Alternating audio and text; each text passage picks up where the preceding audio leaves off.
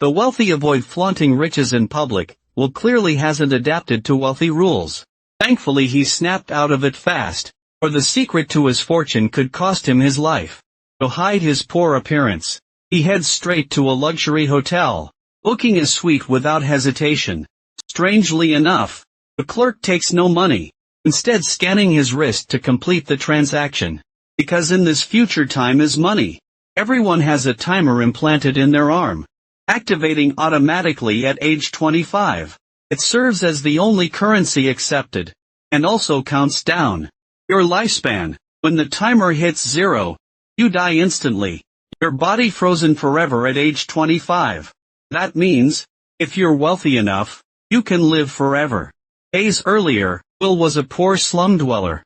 Though he worked non-stop, his earnings barely bought him one extra day. That night, man appeared and changed his fate. Philippe had a century on his clock. In these slums owning over a week could invite danger, even death. Yet the man acted carelessly. Will tried warning him, but Philippe took no notice. And predictably, time thieves who rob for living got word and arrived. Everyone fled immediately. Yet Philippe stayed calm, declaring casually, "Need to use the restroom first." Just at this momentary gap, Will suddenly appears and knocks out the guard Philippe, looking utterly bewildered, then is swiftly taken away, escaping, hiding inside abandoned buildings, evading pursuit by the robbers. Will feels deeply puzzled. Someone like you, Philippe, should live comfortably. Why come to the slums? Philippe replies, he has lived over a century. His beloved wife died unexpectedly, making his lonely life meaningless. Will greatly sympathizes. He encourages Philippe to cherish life. In these slums, everyone fights desperately to live. Yet many die daily, failing to earn enough time between life and death.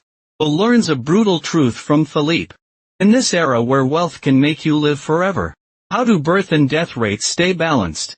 The wealthy control time circulation, managing slum prices, nutrition, interest, and wages, increasing the poor's living costs. So you never have enough time. So people die here every day, while the rich gain cheap labor, growing ever wealthier, with endless time to spend. Some even say, they might achieve immortality. And it wouldn't be exaggeration. From birth, the poor's fate rests in the wealthy's hands, with no opportunity to change it. Will checks his remaining time, and says, we mustn't waste our lives then. Philippe glanced at Will. He didn't respond as the night passed. When Will woke up, he instinctively checked his remaining time and found he suddenly had over a century left. But Philippe was gone, without a trace. Will spotted Philippe sitting by the bridge waiting to die. Will suddenly understood. Philippe still hadn't given up his wish to die. As the countdown ended, his life came to an end. When Will arrived, he only saw a body in the river. He never imagined that wealth meant for the rich would bring endless trouble. That night, Will came to pick up his mother from work as usual, but strangely, his mother wasn't on the bus. Life in the slums followed strict routines. Any delay could mean facing mortal danger. Will sensed danger and sprinted toward his mother's workplace. His mother had just finished work nearby. Bus intervals had stretched from 1 hour to 2 hours, but he only had an hour and a half saved. He begged anxiously, but company rules couldn't be broken. Losing his job meant he would die too. With no choice, he raced back on foot. Certain death seemed inevitable. Then Will came sprinting toward him, bringing hope for life. Will saw his mother's frantic face, her time nearly depleted. Both had exhausted themselves completely. But just 1 second late, his mother collapsed right in his arms. He knew it was another scheme by the top elite. This time his mother became the victim. He swore to overthrow this system, but first must infiltrate the wealthy circles. What he hadn't expected, just passing 3 security levels, took nearly 2 years, with over 10 more ahead. This proves how extremely difficult for the poor to surpass their station. After reaching the elite district, he first found its largest casino. To make a quick comeback, he'd exploit the rich people's open entry rules. As his fortune grew, he finally qualified for higher stakes games. This man before him Was Philippe the wealthiest here? Before long, he wagered his entire life savings, everything he owned, keeping just 20 seconds to reveal cards. As expected, Will won the hand. Now he was completely satisfied. Philippe too admired his audacity, introducing his own daughter to him, and inviting him to their lavish family party. Will knew his chance arrived, rushing to buy a luxury sports car with 600,000 before arriving at Philippe's estate. Philippe introduced his family members, the three young beauties before them, or actually 3 generations, from left to right: grandmother, mother, and daughter. The daughter just turned 100. Mother and grandmother aged 500 and 800 respectively. Philippe wondered which distinguished scion this young achiever was, planning to match him with his daughter. They found they got along well. The bold and unrestrained Will gave Sylvia a thrill she'd never experienced before. Philippe felt pleased seeing them play the game. But unexpectedly, a group of time police arrived menacingly. The wealthy man shot with a century of time had been found. Footage showed Will met him before death, though Will didn't kill him. The time police considered that irrelevant. Poor man possessing wealth he shouldn't have is the original sin. They confiscated all time from Will's family, leaving just 2 hours to detain and transport him back. This was no different than a death sentence. Will fought back desperately. He took little hostage unnoticed, escaping in the sports car. He planned to drive straight back to the poor district, but some heartless person placed nails on the road, causing a tire blowout, sending the car flying. The convertible exploded instantly, yet both remained unharmed, which shows how crucial seatbelts are. This was actually a standard trick of time bandits. But Will only had 30 minutes left, leaving no room for thought. Then he noticed Sylvia, and was astonished. Her time reserve showed 10 full years. He considered draining it, when police sirens on the overpass sent them fleeing. The bandits had just left, when both regained consciousness, seeing the time on their arms. Horrified Sylvia completely. She'd never been this destitute before. Will beside her laughed. You privileged rich people finally felt the jittery anxiety of living in a slum. To stay alive you need to get money fast. In the final minutes the two reached a pawnshop. They wanted to pawn Sylvia precious earrings, to buy time. The owner saw their countdown almost at 0, offered only a 2-day price. Either accept, or die. Sylvia was furious. But Will was long used to this life on the edge. One day is enough. He can do plenty. After splitting the time, he called Philippe demanding 1,000 years, and told him to transfer it to charity by dawn. Who knew Philippe would let his daughter die? Rules must not bend. Refused to flood so much time to the poor. After chatting all night, Sylvia learned of Will's tragic past from him, and understood his plan to fight the unfair system. By morning, he found Philippe had not sent the time.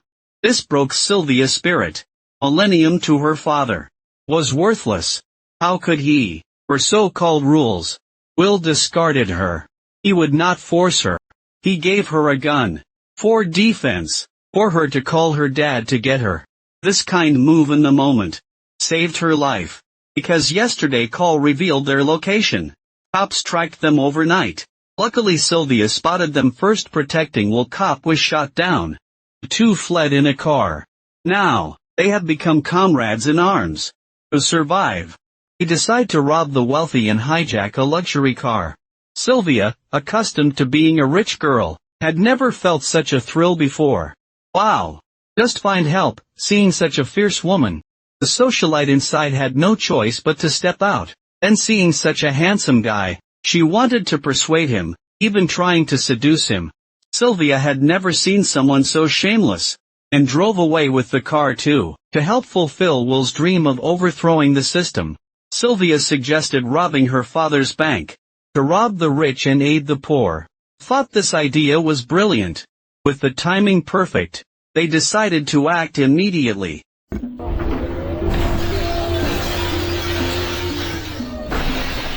The two got out and headed straight for the bank vaults. The time storage machines inside were plentiful. After ransacking the place, the female lead even announced loudly, "Take whatever is left." Believe it or not, she actually had that authority.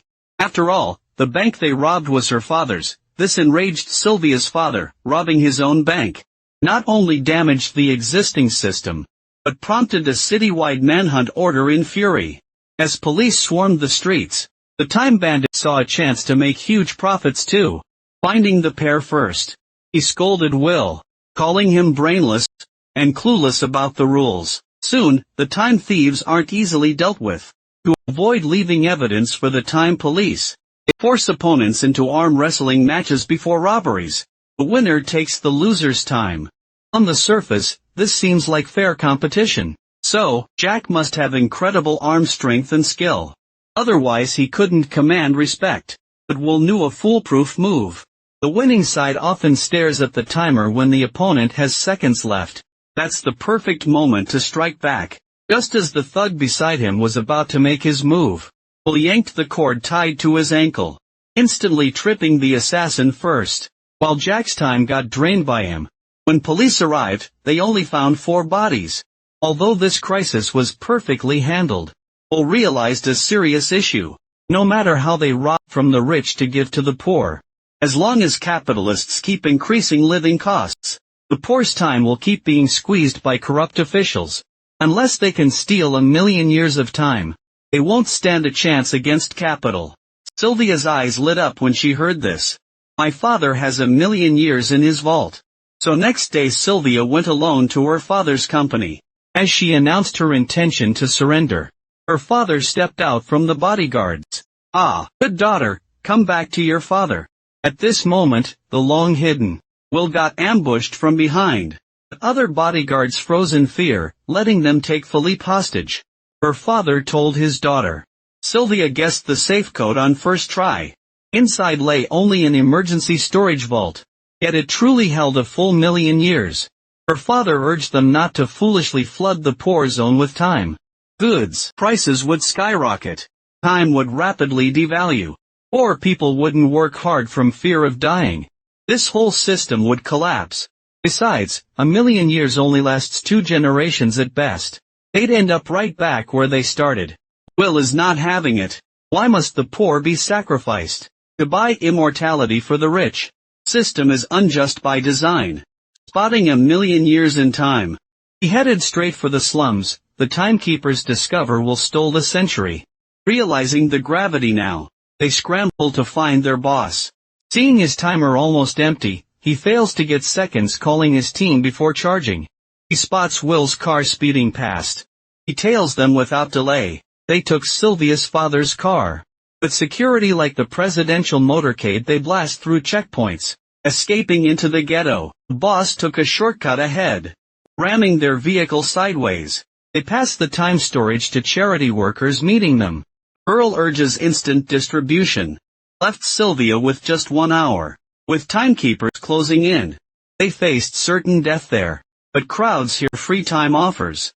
Stampeding in wild chaos, they slip away unseen. Seeing them about to leave, the boss speeds after them again, cutting their escape short. He forgot to charge his own time, collapsing on the spot. Though they avoid capture now, their own time runs danger low. Nearest recharge point is 90 seconds away. Each offers their last seconds to save the other, wasting 20 seconds debating. Maybe dying together isn't bad. Will recalls cop cars might have time. They sprint toward the police car. Will reaches it first. Takes time, runs back to Sylvia. Exactly like when his mother died. But this time, no tragedy occurred. Will managed to save Sylvia at the last second, and after she was rescued, disadvantages of time flow into the slums emerged. The poor struck back and went on strike toward the rich area, dreaming of a bright future with time abundance. Police saw this, simply stopped lowering weapons, and went home to enjoy life, while the couple became known as time bandits. To prevent old systems from